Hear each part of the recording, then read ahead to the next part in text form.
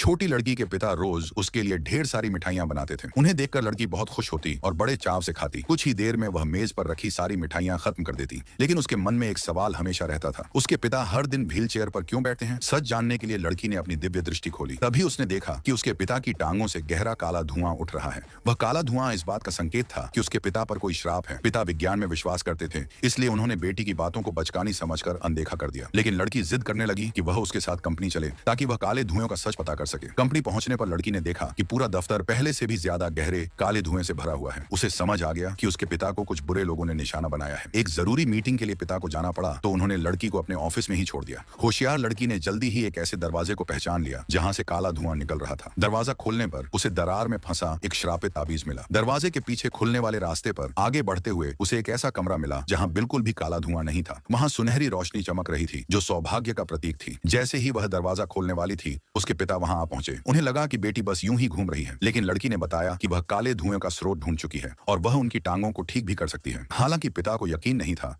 कि उनकी बेटी के पास कोई इलाज करने की शक्ति है, फिर भी वे उसके साथ उस सुनहरी रोशनी वाले कमरे में गए। लड़की ने अपनी जादुई शक्ति से अपने पिता की टांगों में ऊर्जा प्रवाहित की। अगले ही पल जो आदमी 3 साल से चल नहीं पा रहा था, वह घबराहट में अचानक खड़ा हो गया। यह देखकर लड़की बहुत खुश हुई, लेकिन अपने पिता को फिर से काले धुएं के प्रभाव से बचाने के लिए उसने उनसे पहले कमरे से बाहर जाने को कहा। इसके बाद उसने तुरंत जादू से उस काले धुएं को पूरी तरह खत्म करने की कोशिश की। ठीक तभी जब काला धुआं लगभग गायब होने वाला था, उसके पीछे का असली रचयिता प्रकट हो गया। लड़की को